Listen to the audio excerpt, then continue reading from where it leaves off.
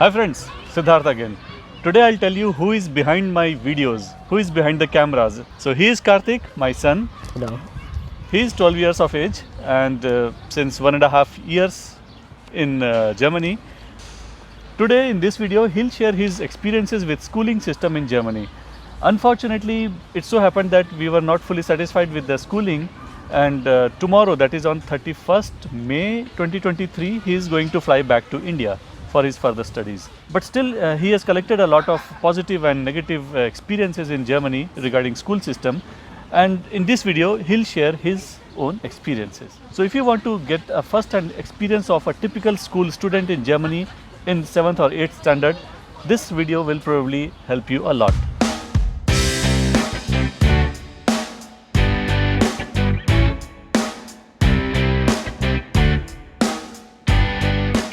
So Kartik, my first question would be, I would like to know about your hobbies or your general introduction. Okay.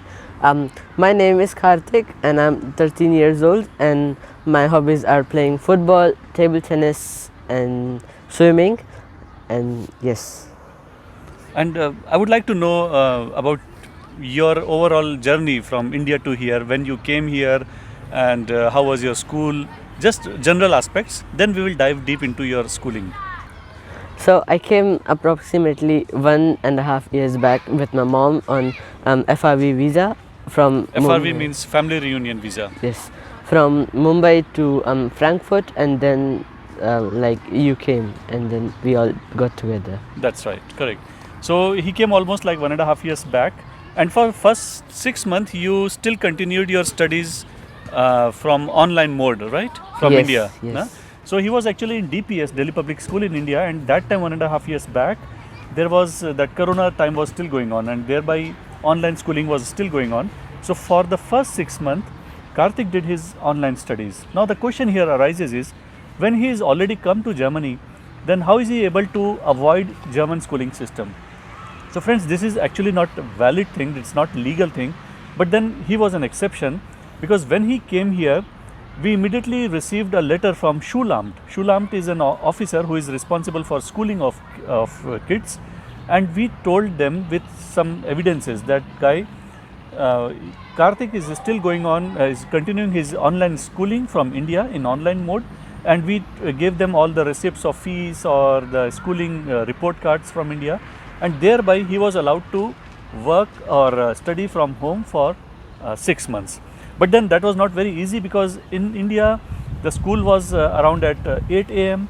and that means in Germany it was 4:30 a.m. So he used to wake up at 4:30 a.m. sometimes. It was really not a very easy task for first 6 months, but then somehow we managed it. So Kartik, today, now we are at second question, and I would like to, in simple sentences, understand how was your experience with German schooling system. So that was good, and like there was not very stress with the studies like how it is in India, and it was good. Yes. Okay, so it is actually a well-known fact that the studies here is not stressful for kids. So it's a positive point actually, because kids can literally enjoy their life, and they really study without much of stress. So Kartik, the third question that I want to ask you is, what striking differences do you find in school system in India and Germany?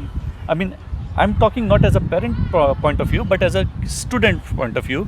You went to school, you went to classes in India as well as in Germany. So what is the biggest striking differences you found between them?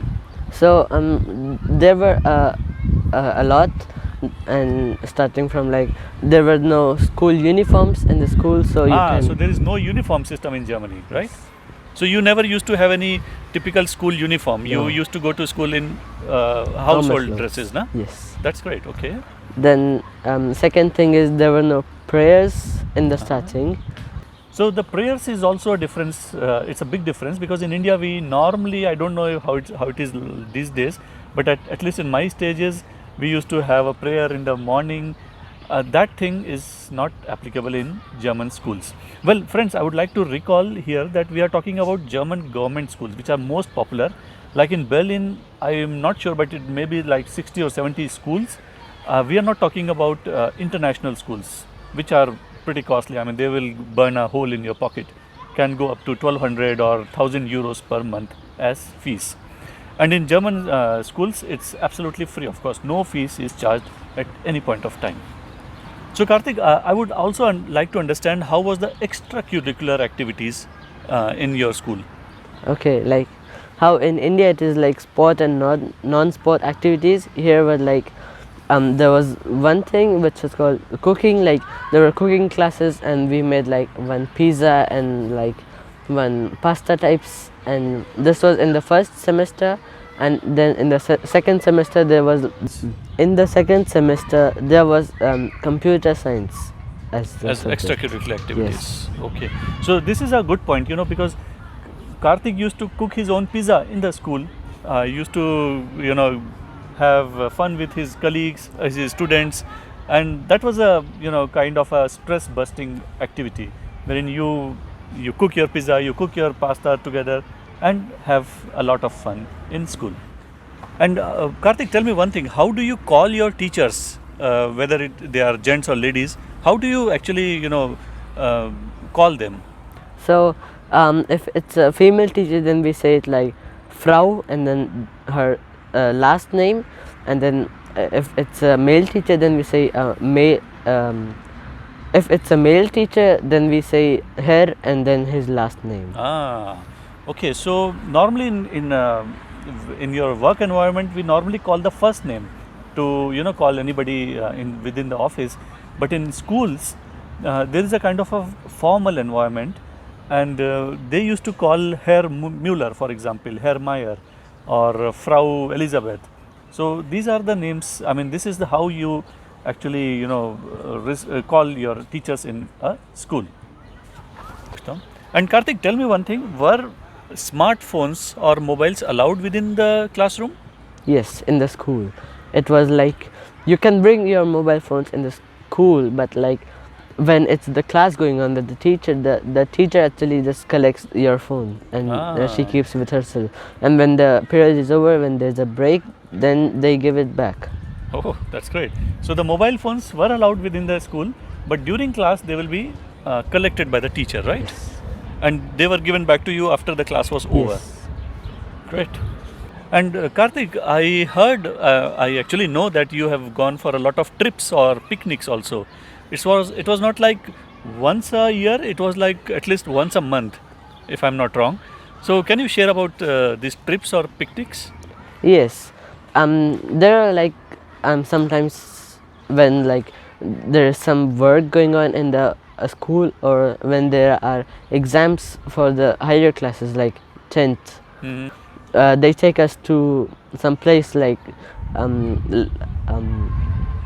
I think some zoo also. You went to Berlin Zoo yes, also. yes. The name is Krumelanke. Krumelanka. Yes. Okay, very good. And how was the general experience? What used to happen in such picnics?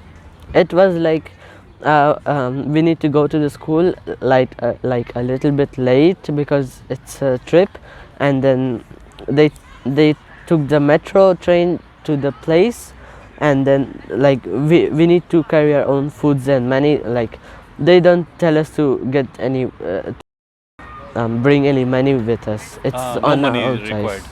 Yes. Okay, okay. All right, that's great. So only food items were required to be carried together. Yes. Otherwise, no money or nothing such things, right? Food and drinks. Only food and drinks. That's Yes. right. All right. And how was your general experience within the classroom, Kartik? So that was very good, but I want to talk that the children were like from many other countries. Mm-hmm. For example, like some were from Africa, some were from Asia. I even met my Indian friend there in the school. In school. Yes, and there were like many other countries as well. Ah. Yes. Great. So it's also a great learning experience interacting with, students of various nationalities, Yes. right? And one more point I want to add from my side as a parent, because in his last 1.5 years, or at least 1 year in school, there was no money involved, neither for any books nor for any stationery. I mean, there was no such requirement from school side because that used to happen very often when I was in India, wherein I mean every second, third week we used to have some requirement from the school in India, but here in Germany no such requirements were ever made. Only a couple of books we bought, I think. Yes. Right, that was, I don't know why, but that those books were probably not available in the library or in the school that time. Kartik, now I would like to understand your friend circle. I mean, were you able to really mix up with your counterparts, or how was it? So my experience was not really good with mixing with the students in the school, because like they were like they used to make their own groups with their own nations. So this is a pain point actually, because he was not really able to mix up with his counterparts or the students from various nations, because they used to, as he felt, they used to mix up within themselves only, and at least that was the biggest pain point, because at this age, at the age of 12 or 13, people really they tend to mix up within their own groups only. In fact, I remember Kartik's last two birthdays that happens on March, and in these two birthdays only we people, like his mom and I, were there in the birthday party. So none of his friends were there, and that was not very a very pleasing environment, because when we compare with our India, and there he used to have at least 24 friends in his house, and in fact space was, or sometimes it was less space in house and more friends were there. So that was a pain point. So that's a real pain point, and that's actually another contributing factor why we decided that let him continue his studies in India. And Kartik, I would also like to know or share your experience regarding the Willkommen classes. So I think initially first 6 months you were in Willkommen class, that is an integration course type of thing, wherein you were taught only German. So how was your experience there?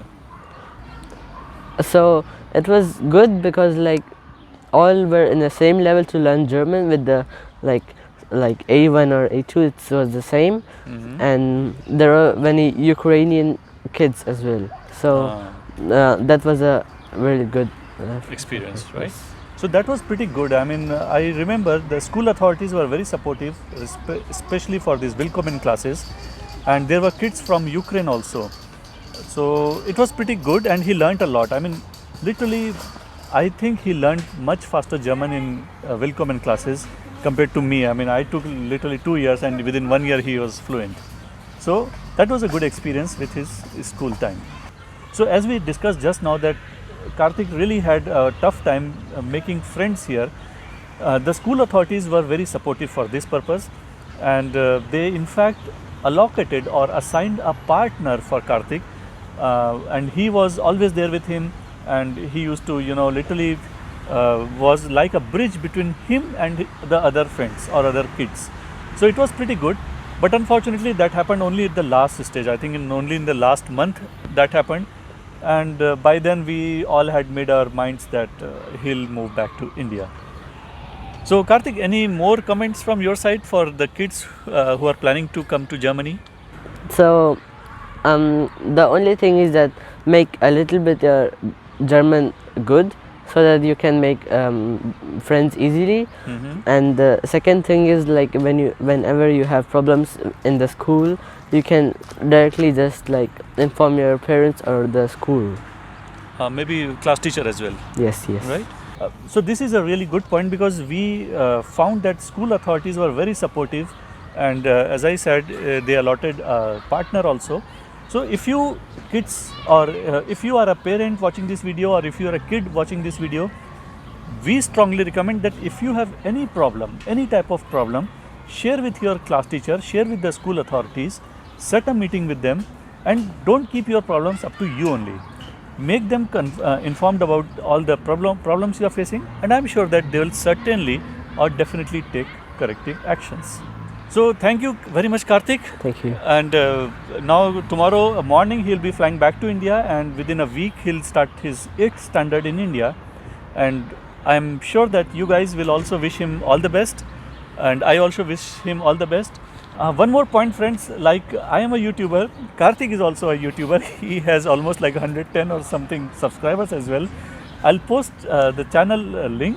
I strongly recommend, if you find this video helpful, please subscribe to Kartik's channel as well, because once he's back in India, he'll be making more and more technical videos which are quite informative. Only 1 or 2 minutes videos, but they are definitely informative.